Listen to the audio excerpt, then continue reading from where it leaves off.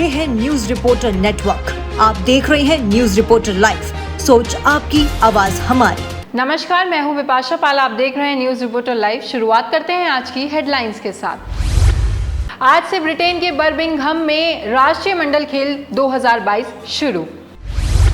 पद्म पुरस्कार 2023 के लिए 15 सितंबर तक किया जा सकता है नामांकन। अब केवल एक परीक्षा पास कर नहीं मिलेगी नौकरी। उत्तराखंड में समूह ग के पदों पर 2 टियर एग्जाम व्यवस्था होगी लागू। अब देहरादून से मात्र 15 से 20 मिनट में पहुंच सकेंगे मसूरी। देहरादून रोपवे को लेकर नियमों को शिथिलीकरण करने को मिली मंजूरी। राज्यपाल गुरमीत सिंह से मिले कैबिनेट मंत्री सतपाल महाराज। पर्यटन से जुड़ी योजनाओं की दी जानकारी। उत्तराखंड में कहीं बारिश तो कहीं बादल। बंदरकोट में बोल्डर गिरने से गंगोत्री हाईवे बंद। देश में पिछले 24 घंटे में मिले कोरोना के 20,557 नए मामले। योगी सरकार ने यूपी की महिलाओं को दी राहत। सरकारी या प्राइवेट संस्था में नहीं करनी पड़ेगी नाइट शिफ्ट। देहरादून नगर निगम द्वारा आयोजित वृहद वृक्षारोपण कार्यक्रम में मुख्यमंत्री धामी ने किया प्रतिभाग।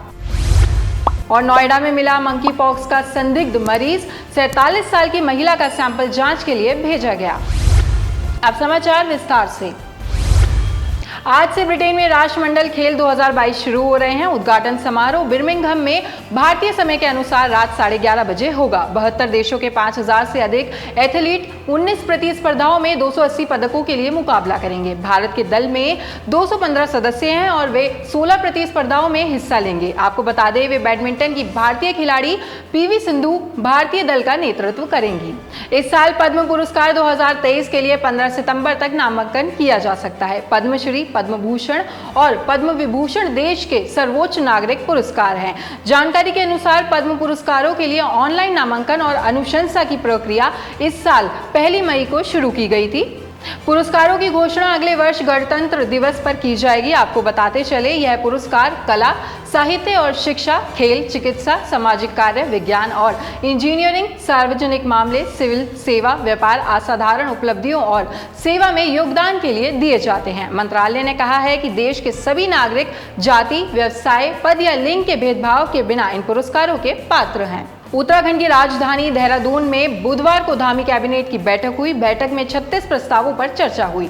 चर्चा के बाद सरकार ने कुछ बड़े फैसले लिए। साथ ही मुख्य सचिव एस संधू ने कैबिनेट के फैसलों की जानकारी दी। बैठक में देहरादून रोपवे को लेकर नियमों को शिथिलीकरण करने को मंजूरी दी गई। देहरादून से मसूरी के लिए प्रस्तावित रोपवे एशिया का दूसरा सबसे बड़ा रोपवे होगा। रोपवे की लंबाई 5.5 किलोमीटर होगी। आपको बता दें, इस रोपवे के बनने से दून से मसूरी मात्र 15 से 18 मिनट में पहुंचा जा सकता है। इससे मसूरी में लगने वाले ट्रैफिक के साथ ही सुरक्षित पर्यावरणीय दृष्टि से यात्रियों को सुविधाजनक यातायात का साधन सुलभ होगा। बुधवार को राज्यपाल लेफ्टिनेंट जनरल गुरमीत सिंह ने राजभवन में कैबिनेट मंत्री सतपाल महाराज से मुलाकात की। इस दौरान उन्होंने पर्यटन योजनाओं की जानकारी देते हुए राज्यपाल को राज्य में पंजीकृत होम स्टे की जानकारी, मानसखंड मंदिर माला मिशन, बद्रीनाथ को स्मार्ट स्पिरिचुअल टाउन विकसित किए जाने के कार्यों, विभिन्न स्थानों में रोपवे निर्माण योजना की जानकारी दी। इस दौरान वर्तमान में चल रही चारधाम यात्रा के बारे में भी जानकारी दी गई। उन्होंने कहा कि उत्तराखंड में होम स्टे लोगों की आय का बहुत बड़ा जरिया बन सकता है। होम स्टे की संख्या में ज्यादा से ज्यादा बढ़ोतरी के साथ ही इसके अंतर्गत ज्यादा होम स्टे पंजीकृत कर स्वरोजगार को बढ़ाने की आवश्यकता है। राज्यपाल ने कहा कि उत्तराखंड में पर्यटन के क्षेत्र में असीमित संभावनाएं हैं। उत्तराखंड की सभ्यता, संस्कृति और इतिहास बेहद प्राचीन और खास है और यहाँ के प्राकृतिक सौंदर्य को देखने देश विदेश से लोग आते हैं। गंगोत्री राष्ट्रीय राजमार्ग बंदरकोट के पास लगातार पत्थर गिरने के कारण मार्ग बंद हो गया है। बीआरओ की मशीनें मौके पर पहुंच गई हैं, लेकिन पत्थर लगातार गिर रहे हैं। कर्मचारियों का कहना है कि जब पत्थर गिरने रुकेंगे तो हाईवे को खोलने का काम शुरू किया जाएगा। वहीं यमुनोत्री धाम के पास बड़कोट क्षेत्र में सुबह से झमाझम बारिश हो रही है, जिसके चलते नदी नाले उफान पर हैं। देश में पिछले 24 घंटे के दौरान कोविड के कुल 20,557 नए मामले मिले हैं। इसी दौरान 19,216 रोगी स्वस्थ हुए हैं। स्वस्थ होने की दर 98.47% हो गई है। वर्तमान में 1,46,000 से अधिक रोगियों का इलाज चल रहा है। राष्ट्रव्यापी कोविड टीकाकरण अभियान के तहत 203 करोड़ 21 लाख कोविड रोधी टीके लगाए गए और बुधवार को 42,20,000 से अधिक टीके लगाए गए। उत्तर प्रदेश के मुख्यमंत्री योगी आदित्यनाथ ने कामकाजी महिलाओं के लिए एक बड़ा आदेश जारी किया है। अपर मुख्य सचिव सुरेश चंद्र द्वारा जारी आदेश में साफ तौर पर कहा गया है कि अब कंपनियां महिलाओं से रात में ड्यूटी नहीं करा सकेंगे। आज देहरादून नगर निगम ने वृहद वृक्षारोपण कार्यक्रम आयोजित किया, जिसमें मुख्य अतिथि मुख्यमंत्री पुष्कर सिंह धामी ने प्रतिभाग किया। मुख्यमंत्री पुष्कर सिंह धामी सुबह 10 बजे नगर निगम देहरादून द्वारा आयोजित वृहद वृक्षारोपण कार्यक्रम में मुख्यमंत्री धामी पहुंचे।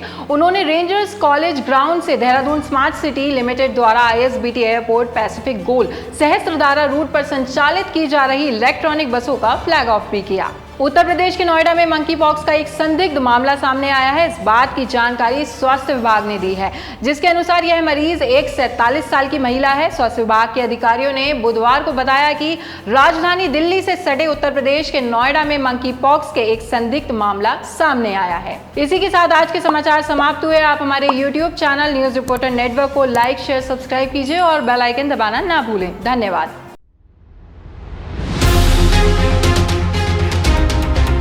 ये है न्यूज रिपोर्टर नेटवर्क। आप देख रहे हैं न्यूज रिपोर्टर लाइव। सोच आपकी, आवाज हमारी।